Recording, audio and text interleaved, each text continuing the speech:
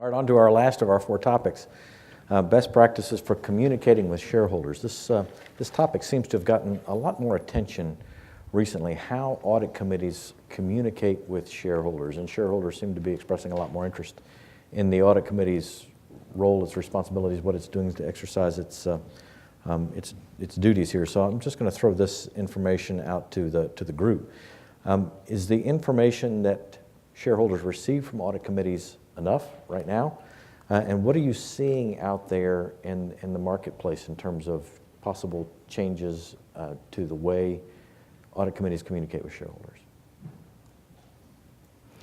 I'll start. And I would say that in general, investors don't use a lot of input and information from the audit committee. The typical information that they get is from the audit committee report, which is in the proxy statement. It tends to be, to my way of thinking, for most companies, pablum. It is the legally required information, period, full stop. We are now beginning to see some companies that are presenting a little more information and pulling that black curtain down a little bit in terms of what we do and what our responsibilities are. But in general, I think investors and shareholders have gone to the PCAOB to try to get information through the external auditors, because that's where they can get data, that's where they can get information.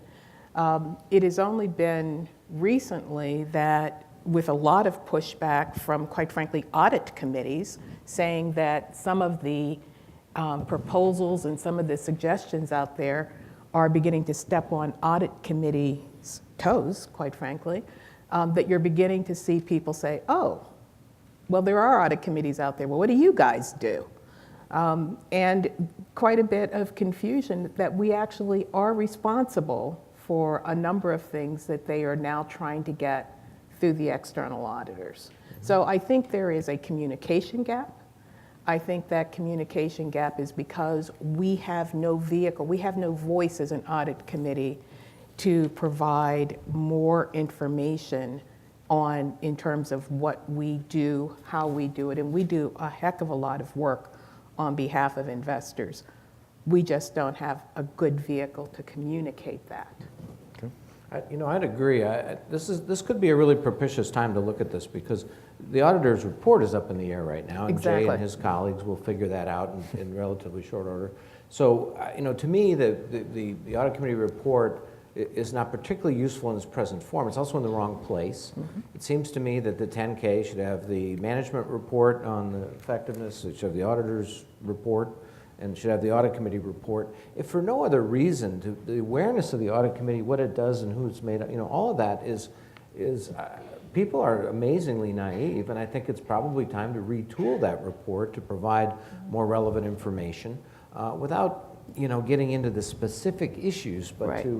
to maybe highlight if there, as the auditor's report might do in the near future, some of the things that people are thinking about. I just think right now it's not helpful, and it's even hard to find. Mm-hmm.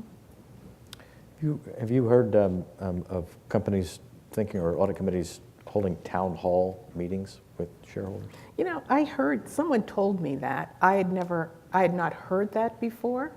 As an audit committee chair, I think there's a lot of other tools I'd like to use before I did a town hall meeting with investors. But I had heard that. I don't know who it was that was going to do that, but God bless them.